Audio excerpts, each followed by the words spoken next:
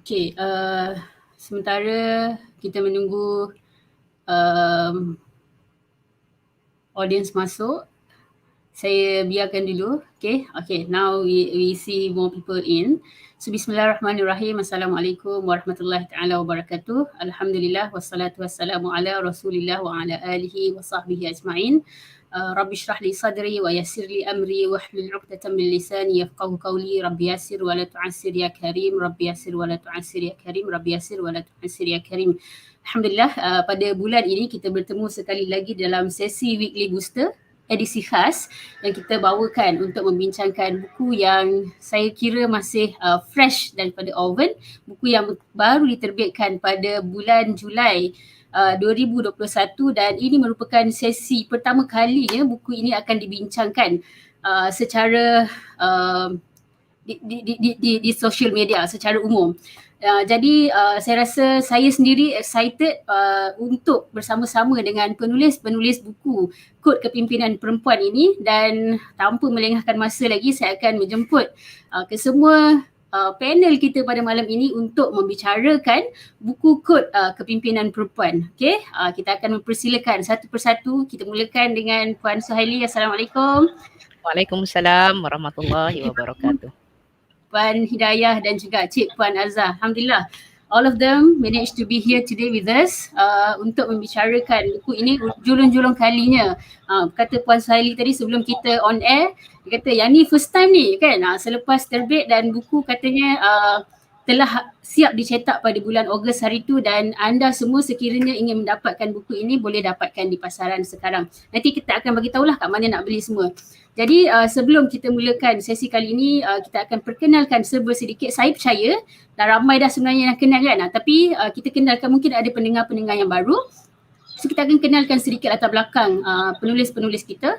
Kita mulakan dengan Puan Suhaili Ihsan, merupakan Ketua Pegawai Eksekutif Kumpulan Pendidikan ABS Education Senin Berhad dan juga ahli lembaga pengarah beberapa anak syarikat. Beliau merupakan alumni UKM dalam bidang Sarjana Muda Ekonomi dan juga Kualiti dan Peningkatan Produktiviti, dan beliau sebenarnya pada tahun 2013 beliau bersama beberapa rakan kongsi telah melancarkan rangkaian tadika yang berkonsepkan pengurusan berpusat dan perkongsian terbuka, iaitu rangkaian tadika ABS. Dan tak silap saya, rangkaian tadika ABS ini juga bukanlah mempunyai kerjasama tapi telah melantik Puan Hidayah sebagai konsultan dan trainer kumpulan pendidikan ABS, dan specifically untuk Puan Hidayah Jaafar, beliau merupakan ketua jurulatih modul teknik Nabi untuk ABS Ainun Holding Senin Berhad bermula tahun 2018, dan beliau telah pun menulis begitu banyak buku. Saya ada masalah teknikal di sini. Telah menulis buku-buku berkisar kelakuan positif gaya Nabi Muhammad dan telah menghasilkan 8 buah buku sehingga hari ini berkenaan dengan topik tersebut. Dan specifically untuk Cik Puan Azhar Abdul Rahman, beliau merupakan penulis, penterjemah, editor dan aktivis buku, berkelulusan Sarjana Muda Komunikasi Multimedia, namun beralih minat ke bidang penulisan sejak 2007 ya. Dan dalam short bio ini saya ambil yang penting kat sini. Beliau terus aktif menyertai acara buku dan penulisan antarabangsa di Istanbul, Sydney, Seoul, Taipei, Jakarta dan Singapura, serta menyumbang tenaga untuk Kuala Lumpur World Book Capital 2020. Beliau dianugerahkan pasport emas Pulau Nami, Korea Selatan atas sumbangan terhadap aktiviti buku di sana dan menulis buku Adam's Magical Adventure in Nami Island yang menjadi salah satu buku ikon di pulau itu. We have very experienced writer with us, and so kita mulakan dengan soalan yang pertama lah, sebab saya rasa pendengar pun rasa tak sabar nak tanya soalan, but let me ask question first. Memandangkan kalau saya baca bio tadi, saya percaya masing-masing daripada kalangan penulis ni mempunyai kepakaran masing-masing dan sebagainya. Tapi sebelum kepada peranan masing-masing tu, mungkin Puan Suhaili kot boleh ceritakan dulu macam mana boleh ada idea nak tulis buku Kod Kepimpinan Perempuan ni, dan mungkin boleh ceritakan sedikit bagaimana expertise ataupun kepakaran setiap penulis ini digabungkan dalam buku ini. Silakan Puan Suhaili. Okey. Baik, bismillahirrahmanirrahim. Terima kasih Puan Imat, terima kasih Suri membaca di atas jemputan kepada penulis-penulis kod buku kod kepimpinan perempuan. Jadi saya terus direct kepada soalan, menjawab soalan. Jadi bagaimana tercetusnya idea untuk menulis buku ini? Dia bermula dari tahun 2008 apabila Puan Ainun melamar, ini kisah peribadi, Puan Ainun melamar saya sebagai partner beliau dan membangunkan inisiatif-inisiatif pendidikan di dalam kumpulan pendidikan ABS. Kali pertama berjumpa dengan Puan Ainun secara live, secara bersemuka, dan apabila beliau menyatakan hasrat, beliau menyatakan perancangannya dan tujuan untuk menubuhkan pendidikan dalam kumpulan pendidikan ABS itu. Sebelum nak berpisah tu, cerita ni pun saya muatkan juga dalam buku Kod Kepimpinan Perempuan ni. Sebelum berpisah tu beliau bisikkan pada saya, Puan ini banyak ilmu pengetahuan, Puan ini banyak pengalaman, sebab buka tadika dari tahun 2000 kan, banyak pengalaman. Puan ini juga knowledgeable dalam bidang pendidikan awal kanak-kanak. Tapi cakap Puan, cara berpakaian Puan ni macam makcik-makcik orang pun susah nak percaya Puan ini seorang pakar dalam bidang yang Puan sedang usahakan. Saya terus rasa andoi makcik ni kan. Okey. Kemudian tapi saya balik tu dengan saya jadi terfikir tau, sebab selama ni dari tahun 2000 saya graduate UKM, saya terus membangunkan bersama dengan rakan-rakan partners buat tadika, buat tuition, buatlah semua dalam industri pendidikan ni. Tak ada siapa pun tegur pemakaian saya, tak ada siapa pun tegur percakapan saya. Jadi dengan semangat, masa tu saya bersemangatlah sebab saya nak tahu, dan waktu tu saya memang sedang mencari-cari mentor bisnes dari solopreneur. Kiranya solopreneur lah kan. Sebelum ni walaupun ada partners tapi kita masih lagi buat kerja tu secara sorang-sorang, tauke, gaya tauke. Jadi bila berpartner dengan Puan Ainun ni, beliau melatih kami. Waktu tu dalam industri pendidikan, kebanyakan pemain dalam industri pendidikan adalah perempuan. Jadi partners Puan Ainun pun yang dilamar waktu tu kebanyakannya adalah perempuan. Jadi beliau sendiri yang melatih dari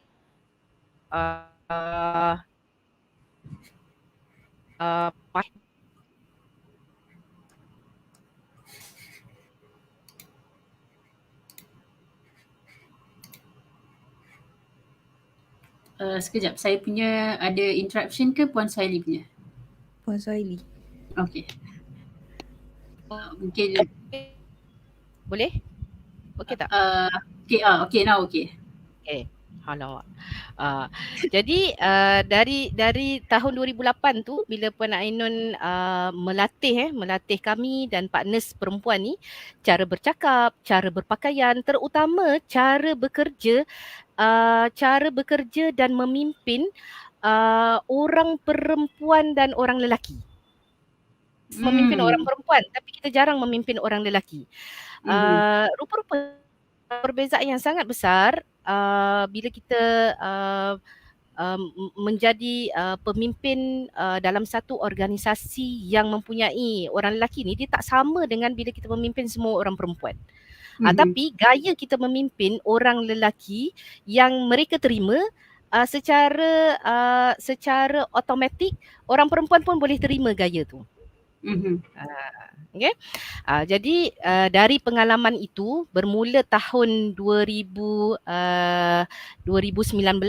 bermula tahun 2019 kami dokumentasikan pengalaman dilatih oleh Puan Ainun tu, kita dokumentasikan dan kemudian kita keluarkan satu modul pelatihan untuk terutama khususnya untuk orang perempuan. Modul pelatihan ni sebenarnya universal, orang lelaki ke orang perempuan ke boleh. Tapi oleh kerana kami ni bergelumang industri pendidikan, dan kebanyakan industri pendidikan pemainnya adalah perempuan, dan kebanyakan mereka ni kami berhadapan dengan ketua-ketua perempuan yang memimpin tadika ke sekolahnya ke um, ataupun mana-mana pusat yang ni, kadang-kadang cara mereka memimpin tu apabila mereka berhadapan dengan satu-satu isu, kadang-kadang isu tu sebenarnya boleh dileraikan dengan lebih mudah, tapi hanya ini perlu melihat kepada pandangan yang lebih besar. Pasti yang remeh-temeh tu mereka boleh selesaikan dengan cara yang lebih mudah. Tak adalah sampai terbawa-bawa ke tempat tidur. Kadang-kadang kan bila kita bercakap dengan suami, ada benda-benda yang kita patut cakap, ada benda-benda yang kita tak patut cakap. Jadi perkara-perkara ini, kalaulah perempuan ini dia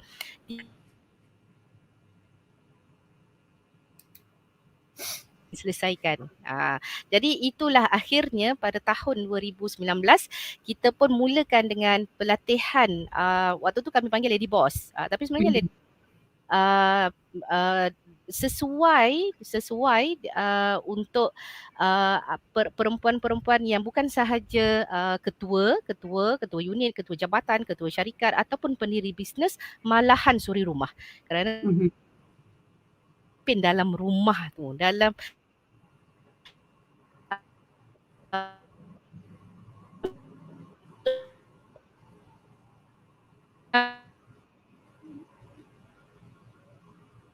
Okay, kita ada disruption sekejap.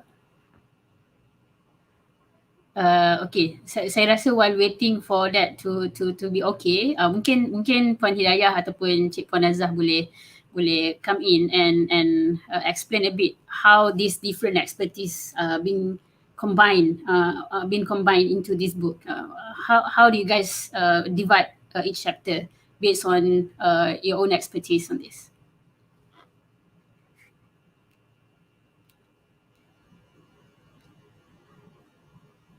Cik Puan Hidayah on mute.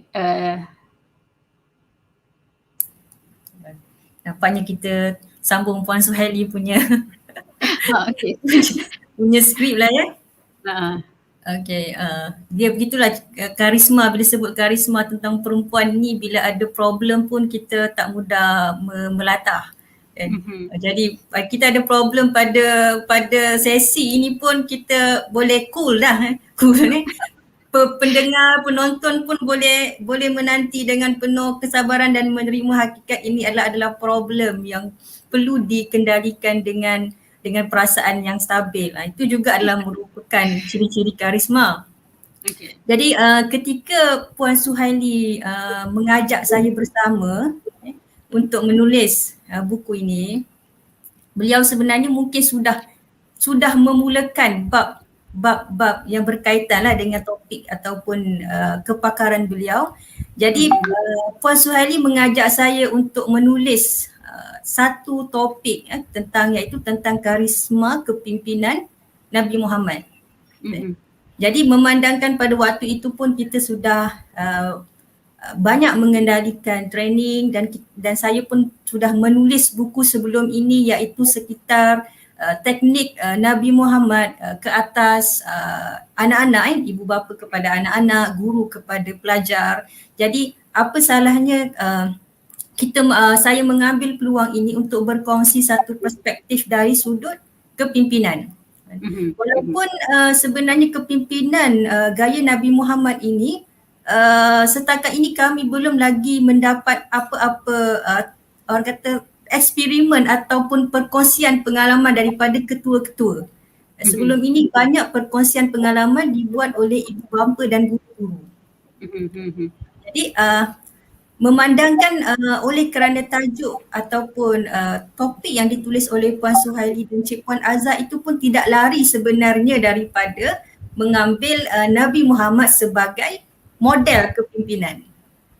Maka walaupun kami mempunyai kami berbeza mungkin daripada segi kepakaran kami sebetulnya macam Puan Azah, mungkin daripada segi daya komunikasi bahasa lebih kepada bahasa. Beliau pun memang banyak menulis buku-buku yang sekitar itu dan menterjemahkan buku-buku ke dalam bahasa lain. Begitu juga dengan Puan Suhaili, lebih banyak menerangkan tentang daya pengaruh daripada macam mana gaya makcik-makcik boleh bertukar kepada komunikasi gaya korporat. Dan saya juga pula menulis dalam bidang mengambil perspektif ataupun kepimpinan Nabi Muhammad sebagai apa ni kata analisis ke atas bidang kepimpinan ini. Walaupun berbeza dari sudut itu, tetapi apabila digabungkan tajuk-tajuk dan bidang kepakaran ini, maka sebenarnya ia tidak lari. Dan oleh kerana kami ini juga mempunyai bermentorkan orang yang sama, orang kata satu mazhab lah. Satu mazhab. Jadi susunannya sudah nampak cantik lah pada Puan Nur Azhar boleh tambah sikit. Okey, bismillahirrahmanirrahim. Saya menulis khusus untuk bahasa persuasif atau bahasa berpengaruh. Sebagaimana yang Puan Suhaili dan Puan Nurul Hidayah sudah sebutkan tadi, sememangnya dia begini, modul-modul ni sebenarnya memang Puan Ainon turunkan kepada kami dan kami buat masing-masing.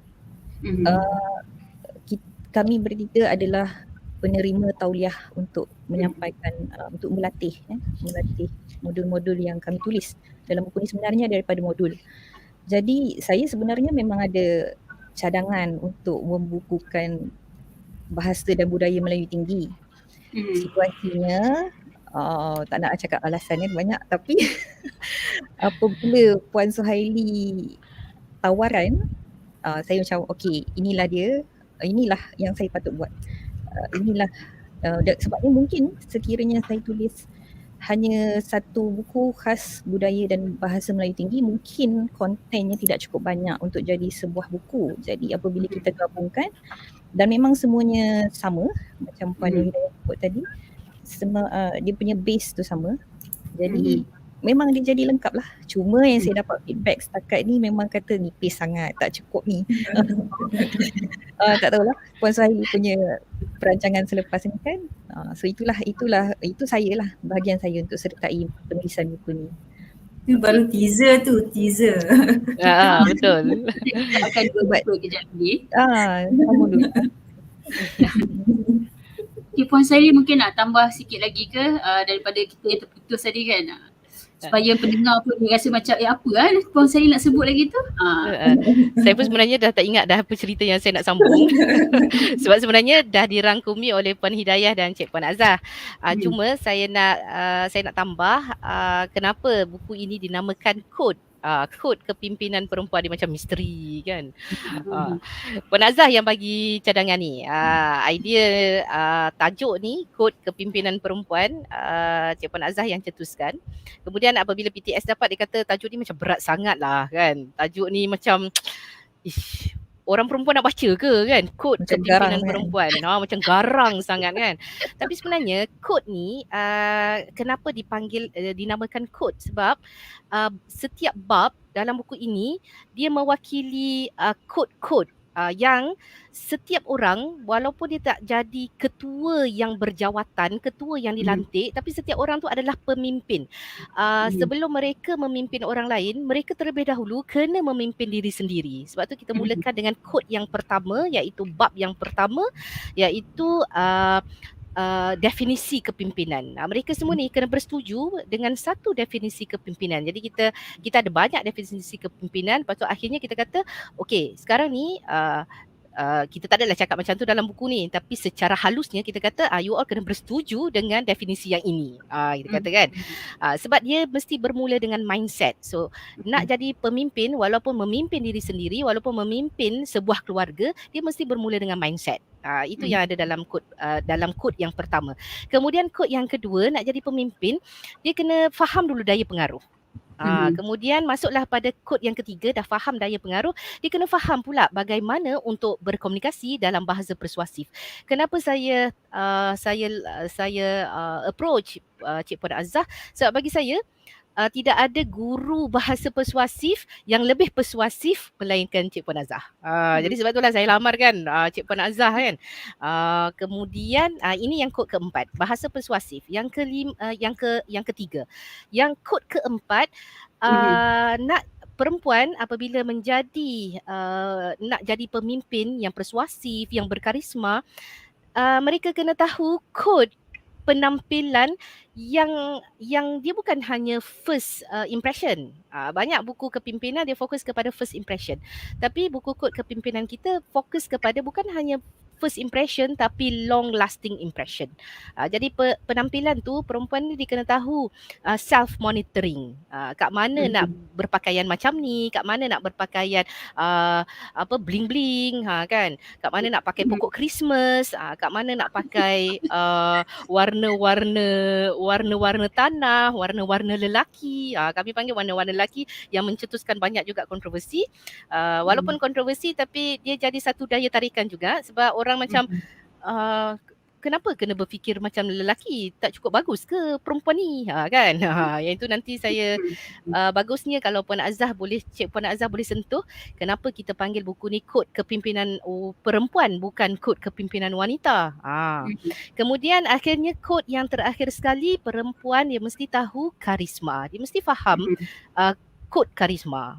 Jadi karisma ni orang yang paling layak untuk mengajarkan tentang karisma adalah Puan Nur Hidayah. Sebab dia sendiri, karisma dia sendiri, saya pun tak boleh nak lawan karisma yang ada pada Puan Nur Hidayah. Itulah 5 kod yang mewakili 5 bab.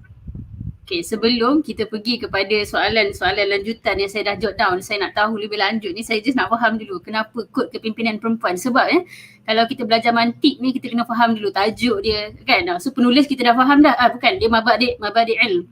Kenapa kita namakan satu ilmu tu dengan satu-satu nama tu lah. So jadi Puan Azah kena huraikanlah sikit kot. Kenapa nama kepimpinan perempuan? Tentang perkataan kod tadi tu Puan Suhaili dah terangkan. Jadi mengapa, apakah sebab perempuan bukannya wanita? Puan Ainun yang beritahu, saya tak ingat bila, dah beberapa tahun lepas, Melayu kita guna perempuan kerana itu lebih prestisnya, yes, penghormatannya lebih, prestisnya lebih. Dan kalau lihat kata akar empu itu sendiri membawa maksud yang sangat tinggi lah, penghormatannya kepada perempuan. Jadi bukanlah, dia tidaklah ada beza perempuan ni lebih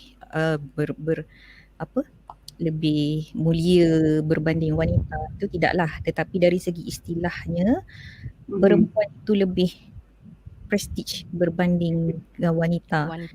Ya. Bukan tak boleh bukan tak boleh, jangan kata kita haramkan guna wanita, no, tak. Tapi kita punya kecenderungan tu lebih kepada perempuan disebabkan itulah kata akarnya. Ada, saya tak ingat Buya Hamka punya kata-kata kan yang pasal empu tu, saya tak ingat ayatnya, tapi beliau pun ada sebut tentang perkataan perempuan dan takrif empu tu sendiri.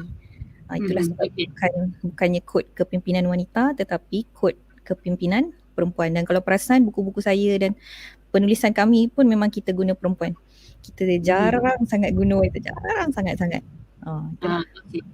Okay, saya tengok dekat dalam ruang komen ni dah ada question yang lebih kurang dah soalan saya nak tanya, jadi saya reservekan je lah soalan saya tu, saya terus bawa soalan penonton kan, kita raikan pendengar. So saya mulakan dengan soalan yang pertama, which is daripada Encik Syamsul Amri. Bila mana Lady Boss, this is the wrong one, the soalan is here. Bagaimana buku kod kepimpinan perempuan ini berbeza dari buku kepimpinan yang lain? Dan saya mungkin nak tambah sikit macam mana dia beza daripada buku-buku kepimpinan yang ditulis oleh lelaki macam Leaders Eat First, Leaders Eat Last, and contohnya buku Lean In, Women's Lead. So how different is this book from any other books? Mungkin anyone from the group. Okay, saya mulakan dulu. Ini dari sudut pandang saya sendiri. Pertama sekali, buku ini berbeza dari buku yang lain kerana satu, ia ditulis dalam bahasa Melayu. Dan latar belakangnya memang latar belakang Nusantara. Latar belakang Nusantara maksudnya practicality yang kita tonjolkan dalam buku ini, teknik-teknik yang praktikal, teknik ini memang telah dialami sendiri ataupun yang telah diamalkan dan mendapat yang kita boleh lihat kesannya. Dan kesan ini kerana kita ni kan memang memimpin orang Malaysia kan. Jadi dari segi budaya tu dia terkandung dalam buku ini. Okey, tu yang pertama. Yang kedua, berbezanya dari buku yang lain sebab dia ni dari modul pelatihan. Jadi mana-mana ibu-ibu, ketua-ketua, malahan staff-staff yang merasakan ada orang-orang perempuan di sekitar mereka yang tidak mengamalkan yang mereka tak seronoklah dengan gaya pimpinan, katalah seorang staff dia tak sukalah dengan gaya pemimpin, gaya bos dia, bos perempuan dia tak suka. Jadi takkanlah nak suruh bos tu pergi kursus kan, pergi masuk bengkel yang dibuat oleh Cik Puan Azhar, Puan Suhaili. Bos ni pula yang mungkin graduate dari negara mana-mana kan. Jadi mereka bolehlah hadiahkan masa hari lahir tu, hadiahkanlah buku ini. Itu yang saya personal dua. Jadi saya nak dengar juga dari Cik Puan Azhar dan Puan Hidayah.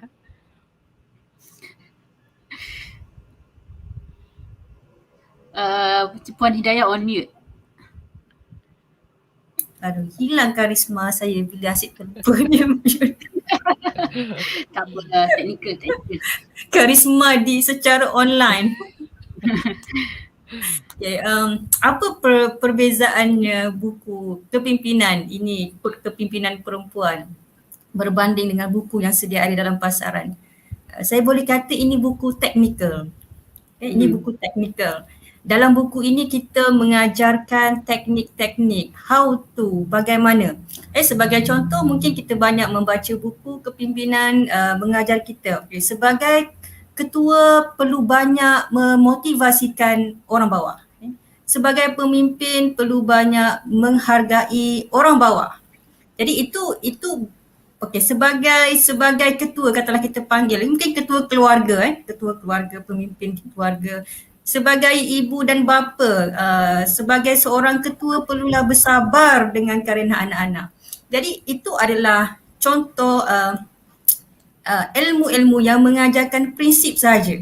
Tetapi bagaimana hendak bersabar, bagaimana hendak menghargai, bagaimana hendak memotivasi, bagaimana hendak memuji, bagaimana hendak menegur.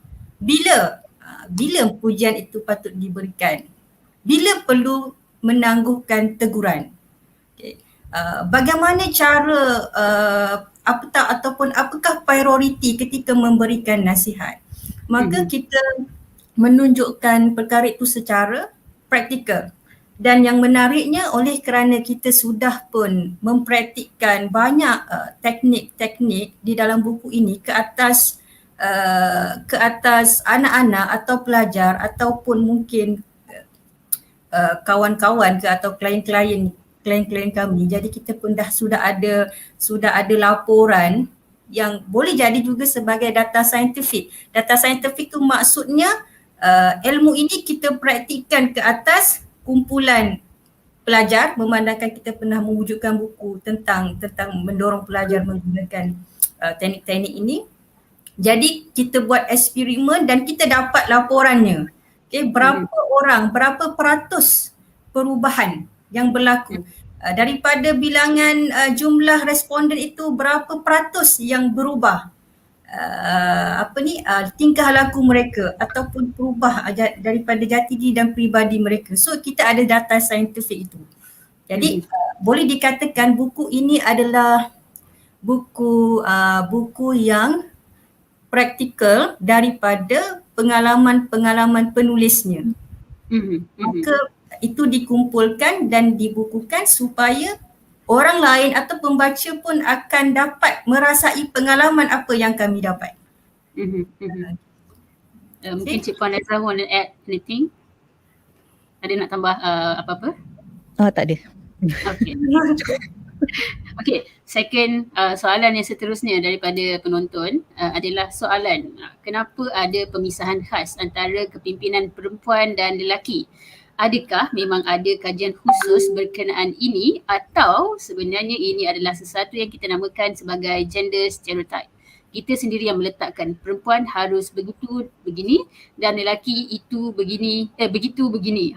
Siapa nak jawab ni? Cik Puan Azhar ni. Gender equality kita bagi kat Cik Puan Azhar. Memanglah. Sebab tu saya nak jawab soalan tadi. Saya memang tunggu soalan ni. Topik kegemaran Cik Puan Azhar ni. Okay. Teruskan Puan Azhar. Okay, saya jawab dengan sebuah kisah benar. Sebuah kisah benar. Saya dengan Puan Ainon ketika itu di Pesta Buku Antarabangsa Kuala Lumpur di PWTC. Saya dan Puan Ainon kami nak sarapan. Masa tu belum terlalu padat lah PWTC hari biasa kot, bukannya hari hujung minggu. Jadi Puan Ainon dan saya kami pergi ke kaunter makanan yang di bawah tu di tepi pentas PWTC, beli makanan, kemudian bawa dulang pergi cari meja. Kemudian Puan Ainon ajak lah, dia kata Cik Puan mari kita duduk di meja sana. Dia kata okey, saya pergi meja situ. Ada 2 orang, meja tu meja bulat, dalam 8 ke 10 orang, 10 seat kalau tak silap.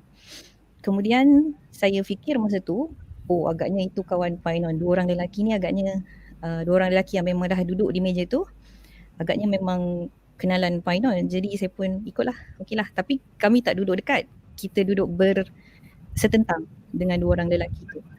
Kemudian sudah duduk, Puan Ainon bisik kepada saya, Cik Puan pasang telinga, dengar apa 2 lelaki itu bualkan. Saya jawab, okey, kena skodeng. Kena jadi staff ke apakah? Okey, tak apa. Okeylah, saya pun dengar. Kami makan sambil dengar apa 2 lelaki tu berbual. Dan daripada perbualan mereka tu, mereka tak ada langsung soalan dah kahwin ke belum, anak berapa, isteri kat mana, tak ada.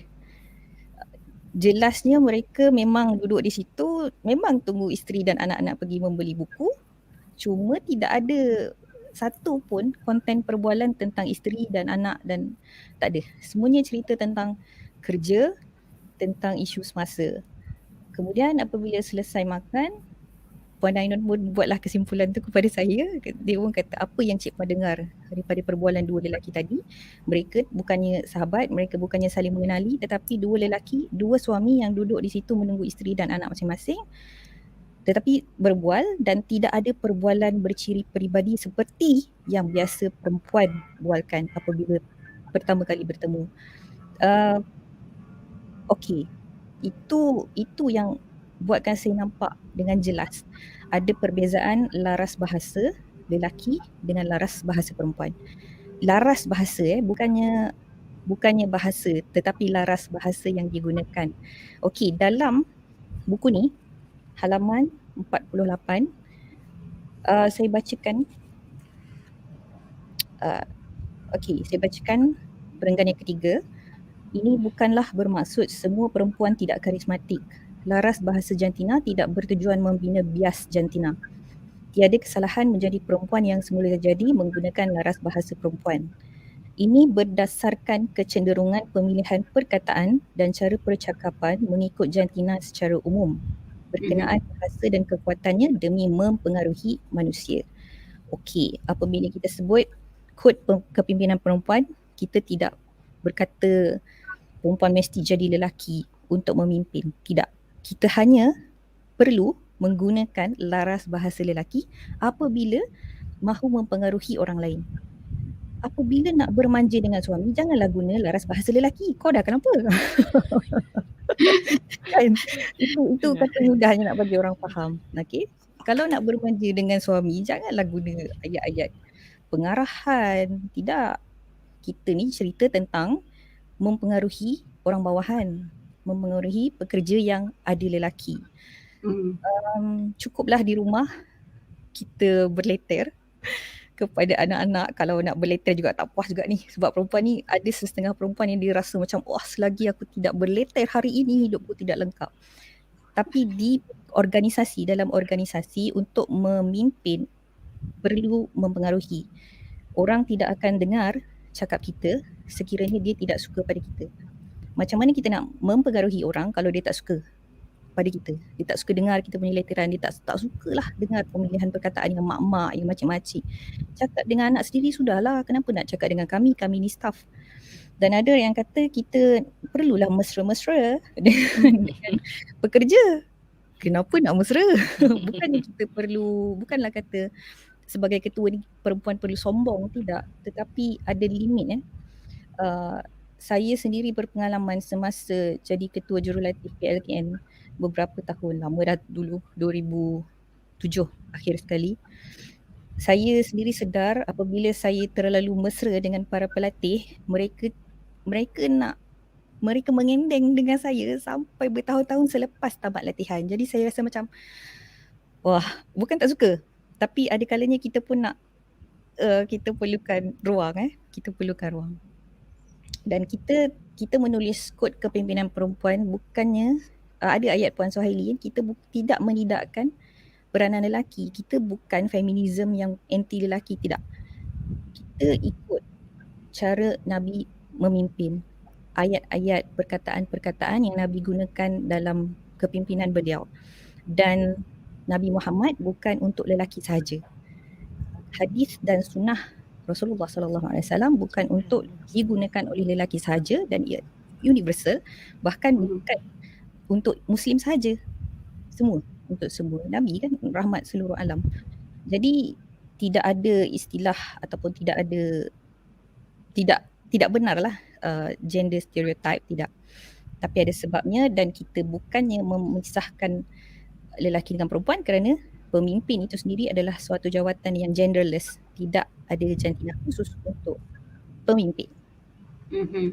Harap itu menjelaskan. Okay. Puan Suhaili ataupun Puan Hidayah ada nak tambah anything? Saya rasa yang Cik Puan Azah yang Cik Puan Azah dah terangkan itu memang sangat jelas. Cuma mungkin saya nak tambah dari sudut sewaktu saya pergi ke Madrasah Ad-Diniyah. Waktu tu berjumpa dengan Cicit founder Madrasah Ad-Diniyah tu.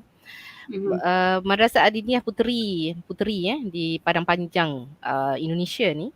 Beliau nenek moyang beliau bangunkan madrasah ni, saya tak ingat nama founder tu. Dia memang orang yang tersohor lah dalam, dan perempuan pertama yang dilantik oleh Universiti Al-Azhar, perempuan pertama yang diterima masuk ke Universiti Al-Azhar. Sewaktu saya bertanya kenapa kita buat sekolah ni khusus untuk perempuan, dia kata ada perkara-perkara apabila kita melatih anak-anak perempuan yang dia tidak selesa apabila mempunyai anak-anak lelaki. Jadi ada perkara-perkara yang dalam kursus kepimpinan kita ni walaupun kepimpinan kod kepimpinan ni sebenarnya digunakan juga apabila kami buat pelatihan yang tidak khusus. Maksudnya yang kita buka secara peserta lelaki pun ada, peserta perempuan pun ada, masih menggunakan modul yang sama. Cuma ada perkara-perkara yang hanya dalam kod kepimpinan perempuan sahaja yang kita sentuh. Disebabkan oleh ketidakselesaan. Ada yang tidak selesa. Jadi untuk avoid, untuk mencegah rasa tak selesa tu, itu yang kita buat khusus untuk perempuan. Okay, kita ada soalan seterusnya. Assalamualaikum semua, daripada Nur Hasiah Muhammad Akhir. Sesuaikah buku ini sebenarnya dibaca oleh suri rumah tangga? Bolehkah panduan yang diberikan diamalkan oleh golongan ini? Terima kasih. Saya rasa saya boleh bagi Hidayah ni untuk jawab. Puan Hidayah orang yang paling sesuai. Puan Suhaili dari tadi dia memuji je dia punya rakan panelis.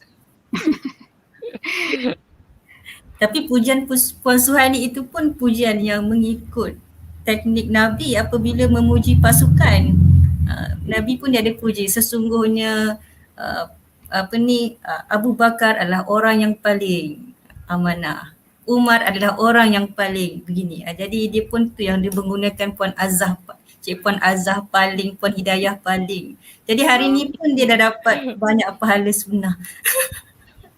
Dia berkat menggunakan kosakata itu.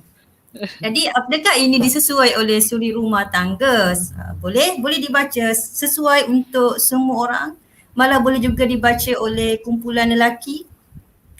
Buku-buku kami pun sudah dibeli oleh lelaki, malah ada trainer yang juga membeli buku ini supaya dia boleh mengajarkan ilmu dalam buku ini kepada trainee-nya.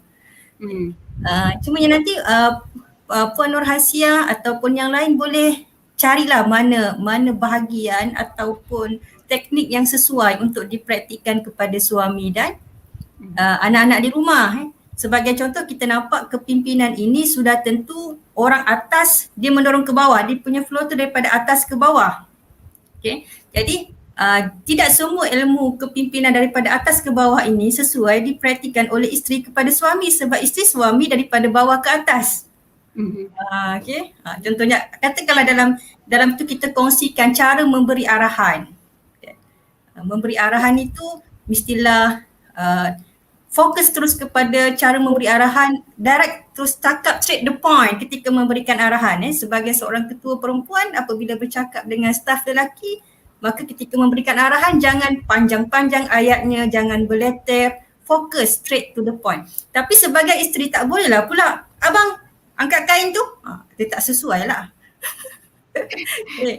Tetapi kalau isteri ataupun ibu nak cakap kepada anak, kakak cepat angkat kain kat luar tu, boleh kerana dia daripada atas ke bawah.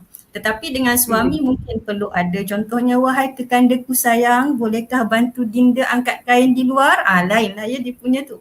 Tetapi dengan staff dia tak boleh cakap, ada sayang boleh tak angkat kotak tu? Itu tak sesuai. Jadi ada prinsip, mungkin dari segi prinsip strategi itu sesuai untuk ditiru. Okay? Ada beberapa teknik juga sesuai untuk ditiru, tetapi akan ada perubahan daripada segi mungkin gaya bahasa, penggunaan kosakata ataupun lain-lain lah ya, yang sesuai nanti. Okey. Tapi tadi dah yang tolong bagi testimoni lah Cik Hafiz kan. Beritahu buku kod kepimpinan ni dia sudah pun memilikinya dan alhamdulillah. So bagi sesiapa sajalah kaum lelaki ataupun isteri yang mungkin nak hadiahkan buku kepada suami, bolehlah berbuat demikian, tiada halangan sebenarnya. Okey, soalan seterusnya. Hazani Zakaria, adakah kod kepimpinan perempuan ini untuk perbuatan? Saya rasa mungkin dia tanya adakah untuk merubah tingkah laku ataupun untuk address isu-isu berkaitan dengan tingkah laku ataupun dia terpakai juga untuk bidang penulisan. So Cik Puan Azah lah. Bidang penulisan ni memang bidang Cik Puan. Okey, sudah tentulah boleh. Kerana bahasa itu bukan hanya pada percakapan tetapi juga pada penulisan, dan untuk mempengaruhi orang bukan hanya dengan bercakap atau berucap tetapi dengan penulisan yang dibaca. Jadi boleh digunakan dari segi pemilihan perkataannya, dari segi contohnya macam dalam buku ni kita petik ayat futuristik. Ayat futuristik yang dituturkan yang menjadi pilihan Rasulullah sallallahu alaihi wasallam apabila berkata-kata. Antara perkataan futuristik ataupun perkataan masa depan, contohnya akan, supaya dan sehingga. Okey. Jadi beza apabila kita gunakan perkataan supaya dengan kerana. Contohnya apabila kita guna perkataan supaya, dia memandang ke depan. Ayat tu ke depan. Jika kita guna perkataan kerana atau sebab, kita pandang ke belakang. Contoh kita tulis, ini saya sebut sebab Cik Puan Hazaya ni cerita tentang penulisan. Sekiranya saya tulis begini, saya nak jadi kaya sebab patah balik ke belakang. Sebab apa? Kita cari sebab tu di belakang. Sebab dah sudah. Benda tu dah berlaku. Sebab saya miskin. Sebab saya nak travel lebih jauh. Macam ni. Sebab tu dia ada sebab. Sebab sebelum ni dia tak boleh nak travel lebih jauh sebab duit tak ada. Okay. Berbeza daripada kita guna akan. Saya nak kaya, kita guna supaya. Saya nak kaya supaya nampak depan tu. Nampak perancangan. Saya nak kaya supaya saya dapat pergi lebih jauh. Saya nak kaya sebab saya miskin dengan saya nak kaya sebab saya nak lebih berjaya. Beza. Cik Puan boleh tuturkan sendiri, sebut sendiri, buat dua ayat ni akan dengan supaya ni, buat dua-dua ayat ni, dah rasa feel the difference antara dua perkataan ni. Dan Rasulullah SAW banyak menggunakan akan, supaya dan sehingga. Maksudnya kita tidak memberi alasan, kita tidak terlalu banyak bergantung mengasihi masa silam sampai tak bergerak. Kita tidak begitu. Tapi Rasulullah mengajar kita bercakap ke depan. Pandang ke depan, ke belakang tu hanya untuk sesekali bolehlah nak throwback gitu. Tapi ke depan ni supaya kita perlu ada impian, kita perlu tengok depan sebab yelah mati pun di depan bukannya di belakang kan. Jadi itulah cara penulisan tu pun kita bekalkan juga apa perkataan, pemilihan perkataan, pemilihan ayat, cara bercakap, cara penulis, bahasa yang Rasulullah gunakan yang kita boleh gunakan. Dan Tuan Syamsul Amri, saya bukan ustazah. Saya bukan semangat tu tidak. Itulah jawapan saya. Sebut Rasulullah Nabi Muhammad tu rasa memang mesti ustazah. Waduh, jauh dari ustazah. Tidak. Tak apa, itu selingan-selingan yang kita perlu ada dalam sesi. Puan Nur Hidayah selalu sebut, kita bukan ustazah, kita baru nak start Kita bukan ustaz, kita baru nak start. Saya rasa di Malaysia culture dia ataupun budaya kita lain sikit dalam konteks ustaz-ustazah ni kan. Tapi kalau kita faham tu, biasanya kita akan gunakan pada tempat yang sesuai lah. Okay, saya rasa kita balik kepada discussion ataupun perbincangan kita pada hari ini. Sebab semua soalan daripada penonton kita dah jawab. Saya mungkin nak balik kepada soalan tentang perkongsian Puan Suhaili tadi kan, berkenaan dengan bila Puan Suhaili membuat training ataupun latihan lah untuk pengendali tadika dan sebagainya, Puan Suhaili kata ada perkara-perkara yang perlu diberi penambahbaikan ataupun itulah observationnya. So mungkin Puan Suhaili boleh ceritakan sikit dan mungkin ini sebahagian daripada buku ataupun daripada konten isi kandungan yang dimasukkan dalam buku ini. Apa perkara yang paling penting lah selain daripada komunikasi persuasif tadi, bagaimana ataupun bagaimana dan bila kita perlu memberikan pujian dan menggunakan laras bahasa yang betul. So apa lagi perkara yang perlu diberi perhatian oleh ketua ataupun ketua daripada kalangan perempuan ini? Okay. Perkara yang paling besar lah yang paling banyak terjadi apabila kami mengendalikan terutama rakan-rakan partners, rakan-rakan kongsi kami yang perempuan. Yang ini ada dalam muka surat 78. Kami ada bawa cerita tentang Meghan Markle. Kalau siapa-siapa ingat kan, saya tak ingat pada tahun bila. Meghan ni waktu tu usianya umur 11 tahun. Jadi dia bercerita, dia kata waktu tu cikgu mempertontonkan iklan sabun pencuci pinggan keluaran syarikat Procter and Gamble, PNG, yang buat Pantene ke. Jadi iklan sabun pencuci tu menunjukkan bahawa seorang wanita sedang membasuh pelbagai peralatan di dapur. Jadi slogan yang dipaparkan dalam iklan tersebut ialah women all over America are fighting greasy pots and pans. Jadi kan waktu tu murid-murid lelaki ni mentertawakan murid-murid perempuan dan terdapat 2 murid lelaki mengejek dengan mengatakan tempat perempuan hanya di dapur. Jadi apa yang berlaku? Peristiwa ini membuatkan Meghan ni tak berpuas hati. Jadi beliau pun bagi tahu bapanya. Jadi dia merungut-rungut. Jadi bapa ni kata kalau kita tak puas hati, kita mesti pergi kepada saluran yang betul, kepada orang yang betul. Jadi kalau saya nak masukkan saya bawa contoh ni, ramai ketua-ketua perempuan ni apabila dia rasa dia tak puas hati, sebabnya orang perempuan ni secara naturalnya emosi mereka lebih cepat dari fikiran. Kadang-kadang mereka dah bercakap barulah mereka terfikir, kenapa aku cakap macam tu, kan? Jadi kadang-kadang apabila mereka tak dapat mengawal, sedangkan perkara yang kita boleh kawal adalah perkara yang apa yang kita ucapkan, perkataan-perkataan yang keluar dari mulut kita, tingkah laku kita, itu semua adalah dalam kawalan kita. Perkara yang kita tidak boleh kawal, perkara yang kita tidak boleh kawal seperti perbuatan orang terhadap kita, percakapan orang terhadap kita, yang itu kita tak boleh kawal. Tapi bagaimana reaksi kita terhadap seseorang tu kita boleh kawal. Jadi kebanyakan orang perempuan ni, yang ini dulu yang kita perlu sedarkan mereka.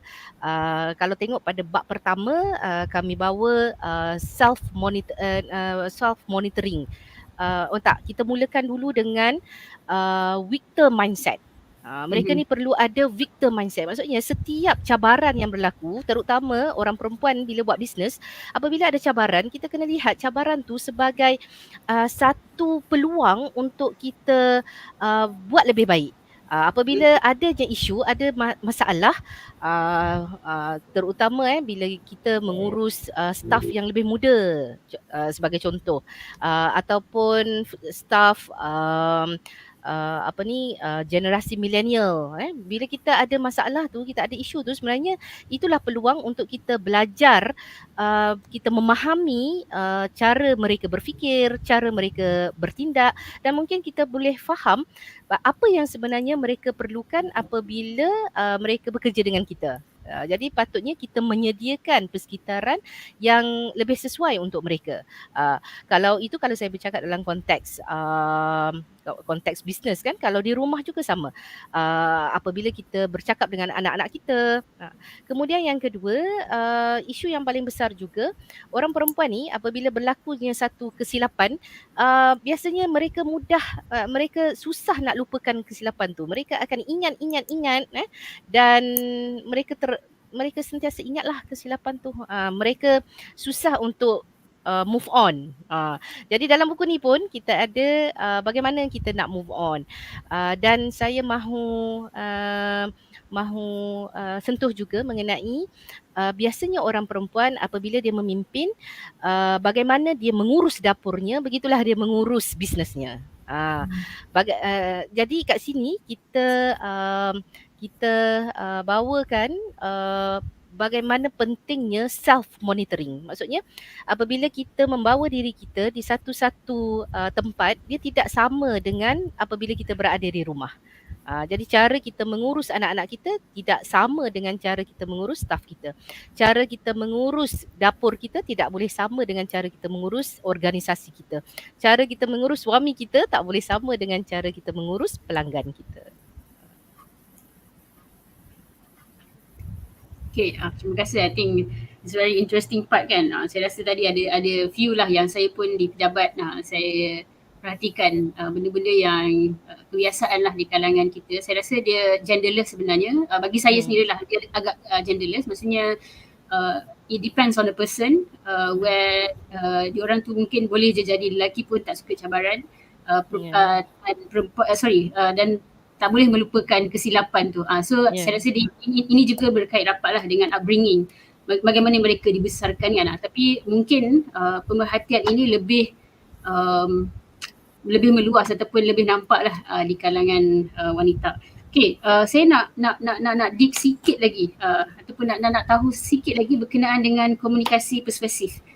Tadi Cik Puan Azah dah maklumkan tentang penggunaan laras bahasa, bagaimana penggunaan supaya dan kerana. Mungkin ada part yang kalau baca buku ni tak boleh skip. Ada tak satu part dalam komunikasi persuasif tu yang macam kalau skip yang ni tak apa, tapi satu part ni kena baca?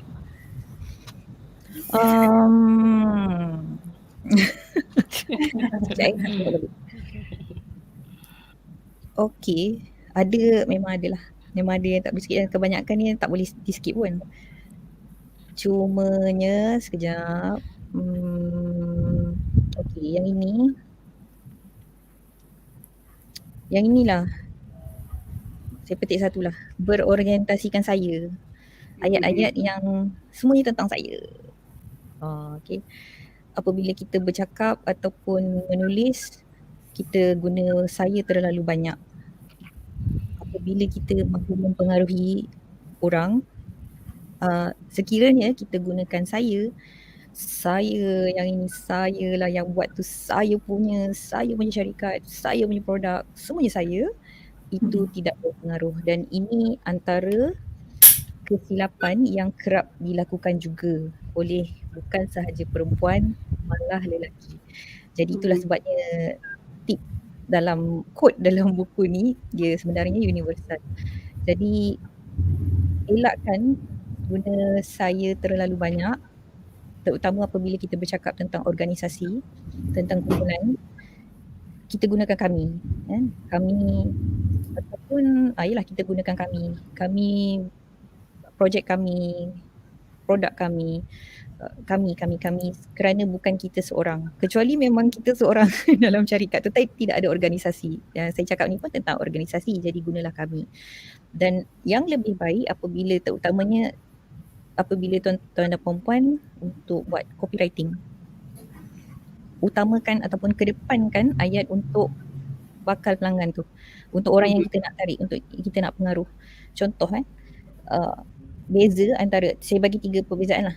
Contoh yang pertama, shampoo kami menggunakan produk daripada bla bla bla. Yang kedua, produk shampoo saya menggunakan bahan daripada bla bla bla. Dan yang ketiga, bahan yang digunakan dalam produk ini akan memberikan puan rambut yang lebih bersinar. Okey, perhatikan, dengar betul-betul tadi, 3 ayat ni apa perbezaan dia. Saya suka ambil contoh L'Oreal. Slogan L'Oreal, kerana dirimu begitu berharga. Mereka tidak kata kerana produk kami begitu berharga membuatkan anda, tidak. L'Oreal tak cakap begitu. Tapi L'Oreal mendahulukan orang yang mereka nak pengaruh, iaitu bakal pelanggan, dengan mengatakan kerana dirimu begitu berharga. Kerana dirimu berharga, itulah maka kami keluarkan produk yang begitu. So itu antaranya lah yang tidak patut di skip. Dan dalam topik bahasa persuasif dalam buku ni pun tak banyak, 10 muka surat saja, tak ada yang perlu di skip. Bacalah semuanya dan praktikkanlah, kerana ada latihan dalam setiap akhir topik tu, ada latihan diberikan, boleh praktis terus. Itulah. Okay. So kepada semua pendengar, tak boleh skip sebenarnya, kena kan, supaya ilmu tu complete lah, syumul. So dia tak adalah dapat separuh, tinggal separuh kan. Okay, saya mungkin nak tanya satu lagi soalan dekat Cik Puan Azah. Untuk makluman semua, Cik Puan Azah juga merupakan editor kepada buku ini. Jadi kita nak memahamilah bagaimana bebanan tu, tak adalah, bukan bebanan. Bagaimana perasaan seorang editor bila melihat naskah ini. Sebab saya rasa daripada kepakaran setiap penulis tadi, editor perlu melihat bagaimana perlu menggabung jalinkan isi kandungan ini supaya dia betul-betul mencapai matlamat yang nak dicapai lah. So apakah cabaran yang dilalui oleh Cik Puan Azah, dan mungkin boleh ceritakan sedikitlah pengalaman Cik Puan Azah sebagai editor buku ini. Okey, disebabkan saya juga penulis, jadi bukan saya seorang sebenarnya editor untuk buku ini, saya dan Puan Husna Adnan. Kami sebab bahagian saya pun perlu diedit oleh orang lain. Saya tak boleh edit manuskrip saya sendiri. dan tidak adil. Secara keseluruhannya sebenarnya tidak susah pun mengedit manuskrip ni, kerana ilmu-ilmu ni kami sama-sama tahu, kami sama-sama belajar. Hanya kami, saya dan Puan Husna hanya betulkan ada setengah perkataan yang tidak begitu menepati perkataan persuasif. Contohnya perlu dengan kena. Perkataan perlu dan kena. Kita kena buat macam tu.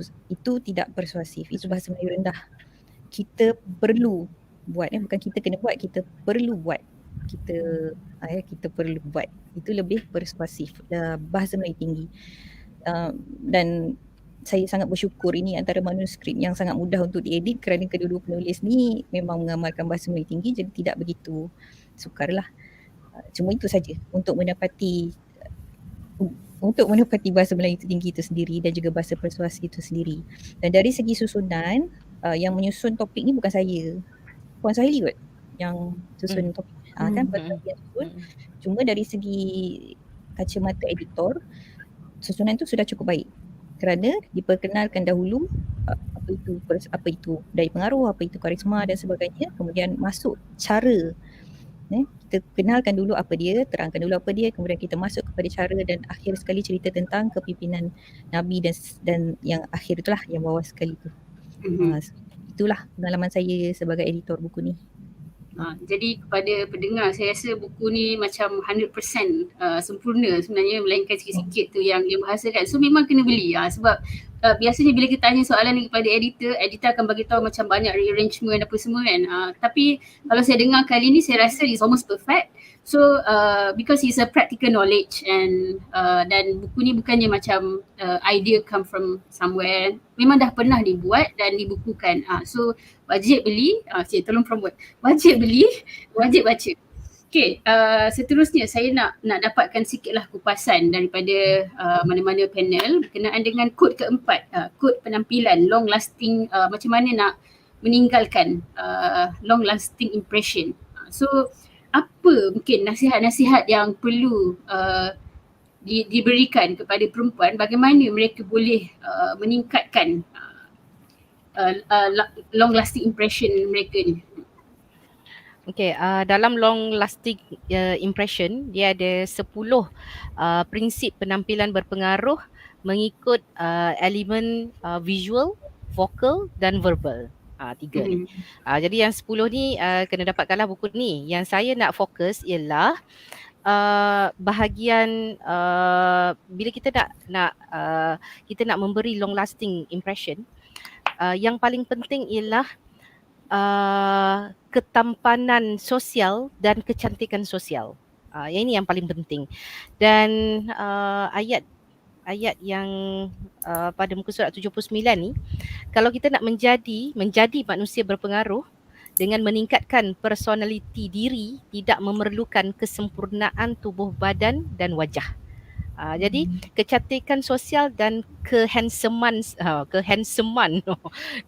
kekacakan sosial ni, dia tak kisah cantik, muka kita cantik, kalau akhlak kita cantik, adab kita cantik, cara kita bercakap cantik, kita ini tidak puas-puas orang pandang kita. Sebab tu Puan Hidayah katakan Puan Suhaili ni suka memuji. Sebab saya tahu saya ni tak cantik. Kan tak cantik. Bila tak cantik, kenalah kenalah usaha untuk jadi cantik. Dan kajian mengatakan orang yang banyak memuji, orang yang banyak bercakap yang baik-baik, yang sedap didengar, feel good channel, kalau kata puan guru Puan Ainun, kita ni orang yang memberi channel yang feel good ni, dia akan dilihat cantik, dia akan dilihat kacak.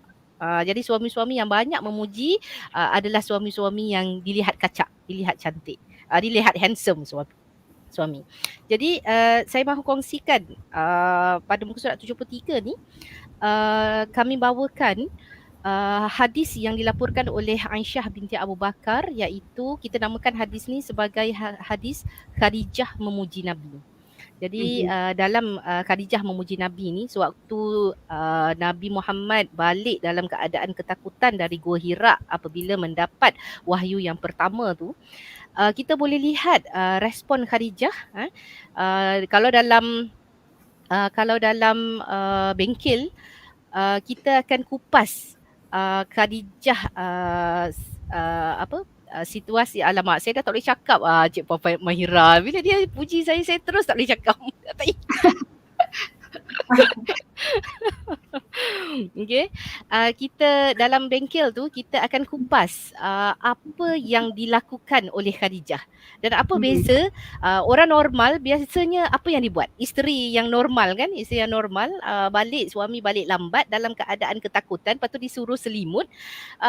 Biasanya isteri-isteri normal ni dia buat apa? Isteri yang tidak normal, yang luar biasa sikapnya, dia akan bertingkah laku seperti Khadijah. Yang itu nanti kita akan kupas dalam bengkel.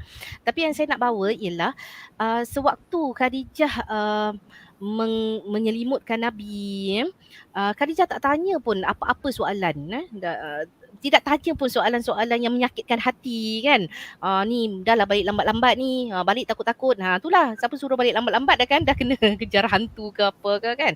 Dia tidak menggunakan kata-kata sarkastik, dia hanya diam dan mengikut apa sahaja yang Nabi Muhammad minta dilakukan. Kemudian Khadijah akhirnya saya nak bawa hadis ni kan. Beliau pun diselimuti. Maksudnya Nabi Muhammad diselimuti sehingga ketakutannya hilang. Kemudian beliau menceritakan peristiwa yang terjadi itu kepada Khadijah.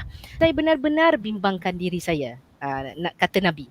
Khadijah berkata, janganlah begitu. Ni kenapa jadi hadis? Sebab hadis ni Nabi menceritakan semula kepada Aisyah. Tu yang jadi hadis tu. Khadijah berkata, janganlah begitu, bergembiralah. Demi Allah, Allah tidak akan mengkhianati kamu selama-lamanya. Demi Allah, sesungguhnya kamu menyambung tali persaudaraan, bercakap benar, memikul beban orang lain, suka mengusahakan sesuatu yang tidak ada, meraihkan tetamu dan sentiasa membela kebenaran. Kalau kita lihat, sebenarnya apa yang Khadijah sebut ini adalah enam elemen tingkah laku yang ada pada Nabi, dan kalau kita kaji 6 elemen tingkah laku ini seharusnya ada pada setiap manusia. Kalau semua manusia ada 6 elemen ini, tak kiralah dia agama Buddha ke, Hindu ke, Kristian ke, sebab 6 perkara ini 6 tingkah laku yang sangat universal.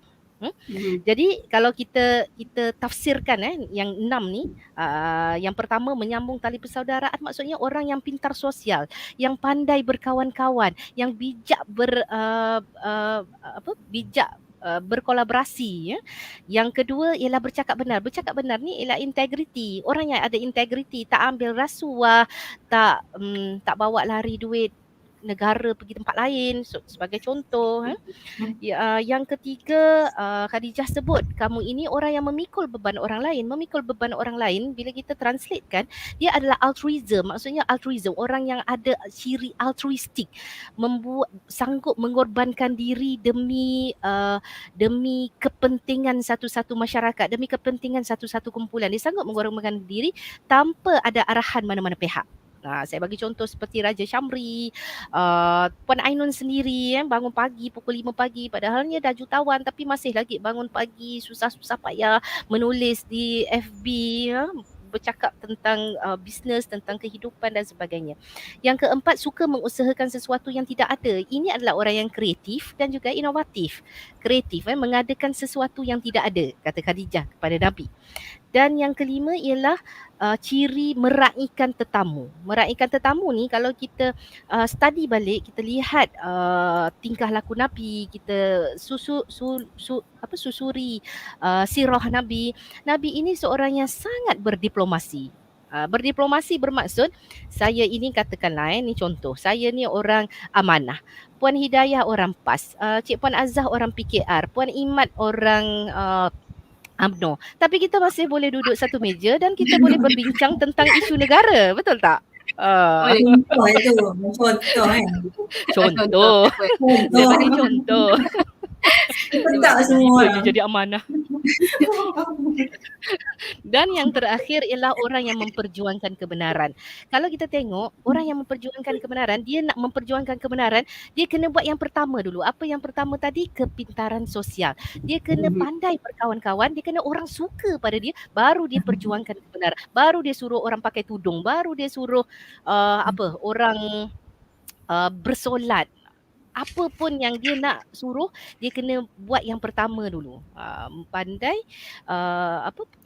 orang kena buat orang suka dia. Kena buat dia tu ciri yang likeable, acceptable. Baru dia boleh memperjuangkan kebenaran. Jadi ciri ini dia mesti ikut susunan tu. Dia tak boleh kita nak buat memperjuangkan kebenaran dulu yang banyak terjadi dalam di kalangan orang cerdik pandai yang banyak terjadi. Dia mula dengan memperjuangkan kebenaran dulu.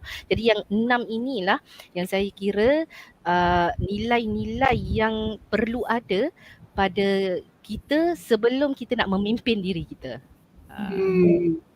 Okey, saya rasa topik ni sesuai dengan soalan yang seterusnya saya mungkin nak utarakan kepada Puan Hidayah berkenaan dengan daya pengaruh kan. Saya daya pengaruh.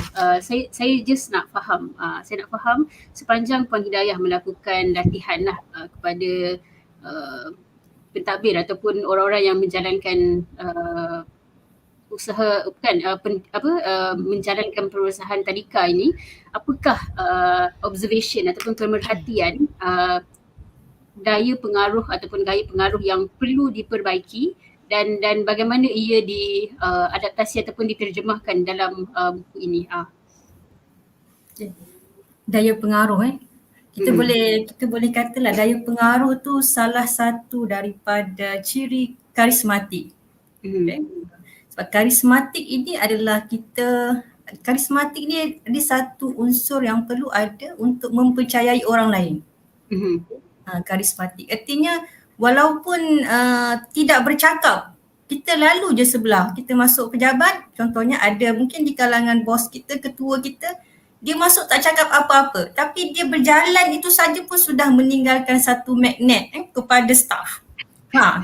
Jadi, kalau kita boleh kata kalau di rumah itu ayah lebih dilihat berkarisma daripada ibu. Kan? Kalau kita nak kejut anak kita subuh besok kalau mak tu bangunlah panjang tapi anaknya tak bangun-bangun. Tapi ayahnya cuma dehem je. Anak bilik segala dah boleh dengar. Datang tak sampai buka pintu tengok dah siap solat subuh. Itu perbezaan karisma seorang lelaki ataupun ayah di rumah berbanding dengan seorang ibu, walaupun ayah itu dilihat tidak banyak bercakap, hanya menunjukkan reaksi melalui wajahnya ataupun hanya mengeluarkan beberapa suara seperti batuk dan dehem sahaja. Jadi begitu juga apabila kalau Puan menyentuh tentang berdasarkan perkhidmatan ketika melatih pengusaha tadika. Kalau jadi tadika pula ialah bagaimana guru ataupun ketua guru itu, pengasuh itu dilihat karisma dalam kalangan kanak-kanak. Ataupun di sekolah menengah, sekolah rendah, pengetua ataupun guru-guru itu perlu dilihat lebih karisma supaya mudah didengar oleh pelajar-pelajar. Jadi kalau ikut kepada pengalaman saya setakat ini, untuk dalam sektor pendidikan, satu teknik atau strategi untuk membangkitkan unsur karisma ini adalah pujian. Dia mudah, pujian. Ada juga macam ibu bapa dia berkongsi dengan hanya menuturkan satu skrip pujian sebanyak 1 kali kepada anaknya di rumah. Dia cuma cakap, ibu kagum dengan tulisan kakak. Ibu dapat baca tulisan kakak dengan jelas. Itu sahaja ayat yang ibu tu beritahu kepada saya. Kesannya pujian yang ditinggalkan dalam satu atau 2 ayat itu sebanyak 1 kali, tingkah laku anaknya konsisten selama 1 bulan. Jadi itu adalah unsur karisma seorang ibu kepada anak di rumah. Bagaimana ayat ataupun pertuturan yang keluar daripada mulut seorang ibu itu berupaya untuk mendorong anaknya di rumah, jadi ibu itu sudah mempunyai karisma. Jadi kita berbalik tadi kepada soalan tadi kan, ada yang bertanya adakah ini boleh diamalkan oleh suri rumah tangga? Ini adalah satu contoh. Okay. Jadi kita boleh kata bila kita kaitkan karisma kepimpinan, karisma itu ialah menjadi individu yang dipercayai supaya orang percaya yang kita ini expert, pakar, supaya orang percaya yang kita ini ada ilmu, dan supaya orang percaya dengan apa lagi? Ilmu, kepakaran dan juga apa yang kita ingin sampaikan. Bila kita cakap pula kepada kepimpinan, kepimpinan ini adalah satu keupayaan kita untuk mendorong orang lain berubah. Okay. Dan perubahan, satu perubahan yang paling penting kita bawa dalam organisasi kita adalah perubahan tingkah laku dahulu. Baru akan wujudnya perubahan prestasi, produktiviti. Sebab itulah karisma kepimpinan ini bila digabungkan, bagaimana untuk jadi individu yang dipercayai, yang mempunyai daya pengaruh atau daya tarikan, iaitu individu karisma tadi, iaitu karisma dia supaya proses kepimpinan tu, iaitu perubahan tingkah laku itu boleh berlaku. Itu pentingnya gabungan karisma dan kepimpinan, iaitu daya pengaruh untuk mengubah orang lain, mengubah tingkah laku orang lain, supaya dengan perubahan tingkah laku itu baru prestasi organisasi meningkat, produktiviti pun meningkat. Okay, dan baru misi dan visi organisasi itu akan dapat dicapai. Okay, banyak ketua fokus kepada mencapai prestasi dan produktiviti organisasi. Tapi dia terlupa bahawa elemen paling penting tu perubahan sikap dan tingkah laku. Dan ini yang perlu dibuat oleh kepimpinan. Maka dengan itu kita mengambil Nabi Muhammad ni sebagai model. Bukan kenapa kita tidak ambil model pemimpin wanita, perempuan, sedangkan kita nak menulis buku kod kepimpinan perempuan. Mengapa kita ambil Rasulullah sebagai sosok lelaki, sebagai kita punya ikon dalam buku ini? Sebab kita kata gaya bahasa lelaki ini sesuai untuk perempuan. Tidak semua gaya bahasa perempuan itu sesuai untuk lelaki. Tetapi gaya bahasa lelaki ini sesuai untuk perempuan dan juga lelaki. Okay. Itu dari sudut gaya bahasa lah. Dan begitu juga dari aspek tingkah laku dan sebagainya. Dan kalau kita boleh mengikut apa yang Nabi ajarkan, sunnah tidur, sunnah makan, itu pun datang daripada Nabi juga lelaki. Apa salahnya kita pula meniru sunnah linguistik kan, sunnah bahasa Nabi yang juga seorang lelaki. Terima kasih banyak Puan Hidayah. Mungkin saya just nak tambah ataupun menambah maklumat lah daripada dapatan yang saya dapat daripada latihan kepimpinan yang saya sendiri lalui di pejabat. So berkenaan dengan pujian tadi kan. So kami dilatih dalam neuro leadership, kepimpinan neuro. So apa yang dikongsikan oleh jurulatih tersebut adalah daripada sudut penggunaan bahasa ini. Contohnya kita menggunakan bahasa yang negatif, contohnya seperti kamu tak pandai. Perkataan yang negatif ini memberikan 4 kali impact yang lebih, dia pertama aksi ataupun perbuatan kita dengan bahasa kita mempunyai impact yang sama saja. Maksudnya kalau kita kata kita tampar orang tu dengan kita kata saya akan tampar, sama je kesakitan dia. So and the effect of the negative word ni adalah 4 kali lebih teruk daripada perkataan yang baik. Sebab tu bila staff diberikan komen yang negatif tanpa diberikan konteks yang betul ataupun tanpa diberikan konten dan juga konteks yang betul, ini akan menyebabkan konflik lah berlaku antara ketua dan juga staff. Jadi ketua perlulah memastikan konten dan konteks diberikan dengan baik kepada staff dan perlulah menggunakan laras bahasa yang bersesuaian, dan sekiranya staff mempunyai kesilapan lah dalam membuat sesuatu kerja tu, kita perlu betulkan dengan cara yang betul. Janganlah masa first time dia hantar tu kita tak consider dia staff baru kan. Kita pun cakap macam ni ke grad daripada yada kerja macam yada kan. So budak tu dah first month dah orang cakap tak payahlah kerja kat sini, culture tak bagus kan. So tapi yang saya nak emphasize tu adalah, yang saya nak tekankan adalah satu perkataan dan perbuatan mempunyai impact yang sama saja. So kalau kita kata macam ni, kita kata kat orang awak cantik lah, perkataan, tapi kita punya berbunga-bunga hati tu kan dah lain macam kan. So itu perkataan saja sebenarnya kan. Tapi Tapi kalau kita memang cantik tu memanglah lagi berbunga-bunga, tapi orang cakap tu pun kita dah happy dah kan. Tapi kalau perkataan negatif dia memberi impak 4 kali lebih teruk daripada perkataan yang positif tadi. So that's why bila kita bercakap dengan staff, we need to be very current dan kita kena ada self awareness yang sangat tinggi.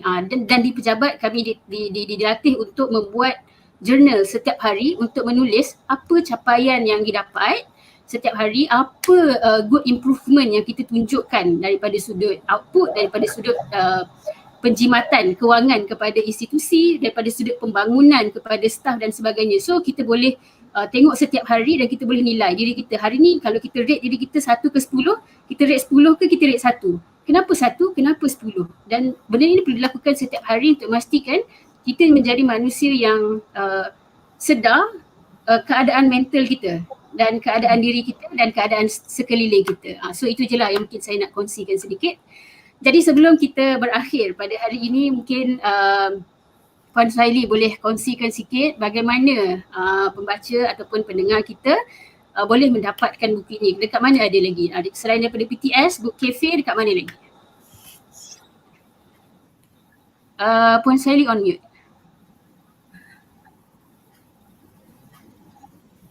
Selain PTS, Book Cafe, boleh cari Shopee Edu Mall.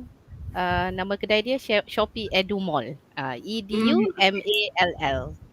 So ada juga di situ. Saya kira melalui penulis pun ada. Puan Nur Hidayah, Cik Puan Azhar pun ada. Boleh follow kami nanti.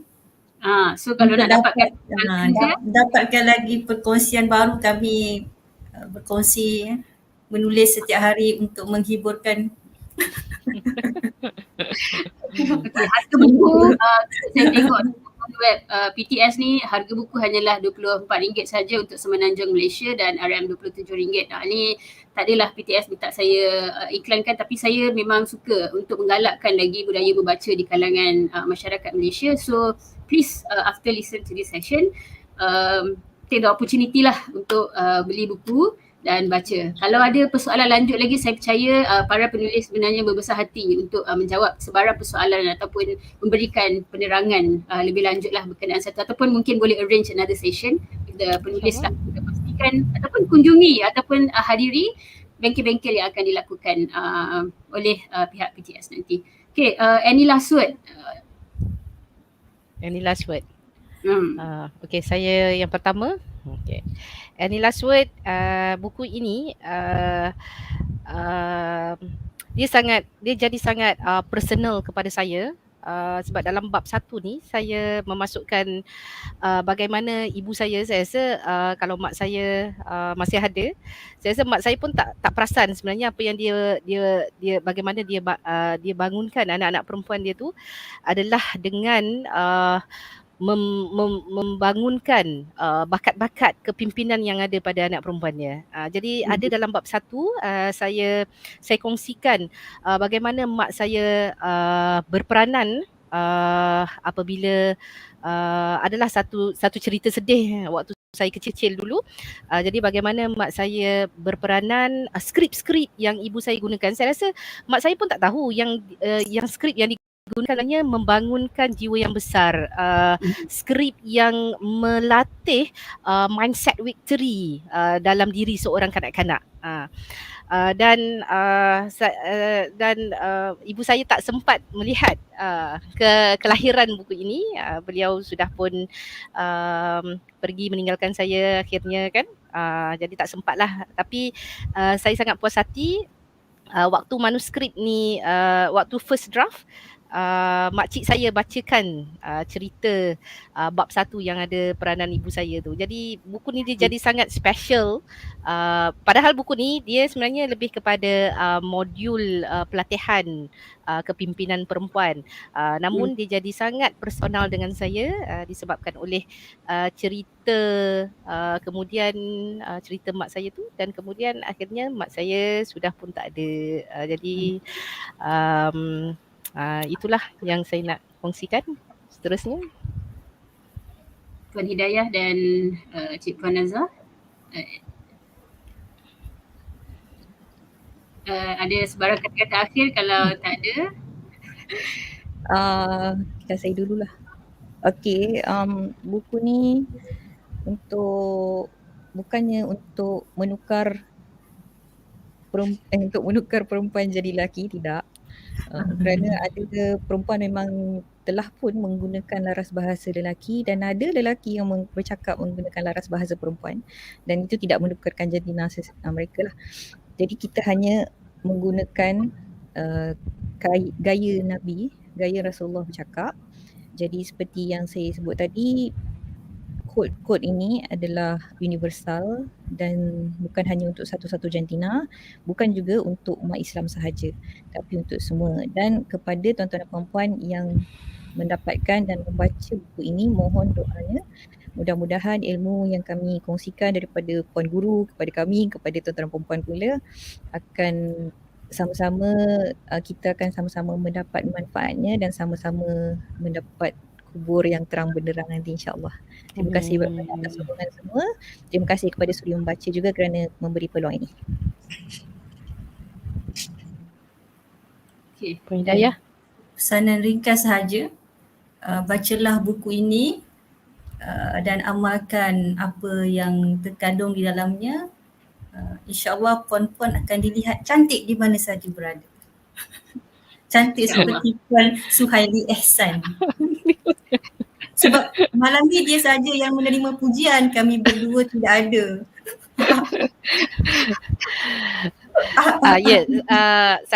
Saya mahu kuatkan apa yang Puan Nur Hidayah sebut tadi sebab pada buku ini yang terakhir ni kita ada plan tindakan 31 hari. Maksudnya setiap hari tu apa yang nak kena buat dulu. Hari pertama kita buat apa dulu. Kemudian catatlah nota pengalaman puan-puan di sini. Sekiranya stuck kat mana-mana, terus je kontak. Kalau yang ini ni berkaitan dengan katalah hari 1 hingga hari 4 tu mesti berlatih menggunakan bahasa persuasif. Jadi ada stuck, ada roadblock di mana-mana, terus kontak. Bahasa persuasif ni tengoklah ditulis oleh siapa. Ada dekat sini dia punya QR code, terus kontak dengan penulis tu. Menarik. Kelainan tu. Okey, Alhamdulillah. Saya rasa buku ni sangat menarik. Saya pun tak perasan kita sebenarnya dah bersiaran selama 1 jam 30 minit. Biasanya sesi di Suri Membaca ni kita buat within 15 minutes to 1 hour. Jadi saya sangat terhibur lah dan sangat berbesar hati untuk dapat berbicara dengan para penulis dan juga editor kepada buku ini dan saya banyak belajar daripada sesi ini dan saya rasa perkara yang paling penting saya kena belajar sebenarnya menggunakan bahasa Melayu laras tinggi, terasa betul. Tapi sebab supaya sesi ini berjalan dengan baik, saya cuba sehabis mungkin lah untuk menggunakan bahasa Melayu yang saya ada sebab kat office guna bahasa Inggeris kan setiap hari. Dan Cik Puan sangat cemerlang. Jadi sangat baik. Kami rasa Cik Puan berada sebahagian daripada kami. Tidaklah seperti makhluk asing dari planet mana datang bersembang dengan jadi saya nampak saya perlu membaca dan meningkatkan kemahiran bahasa saya. Terima kasih atas teguran-teguran dan perkongsian ilmu pada malam ini dan moga Allah menempatkan Ibu Puan Suhaili Ehsan di kalangan para salafus soleh. Amin. Dan Allah memberikan kebaikan kepada kita semua untuk perkongsian pada malam ini. Dengan itu saya menamatkanlah sesi perkongsian pada malam ini dengan wabillahi taufiq wal hidayah. Wassalamualaikum warahmatullahi taala wabarakatuh. Waalaikumsalam. Terima kasih Suri Membaca. Terima kasih Iman. Terima kasih rakan-rakan panelis. Okey, jumpa lagi. Assalamualaikum.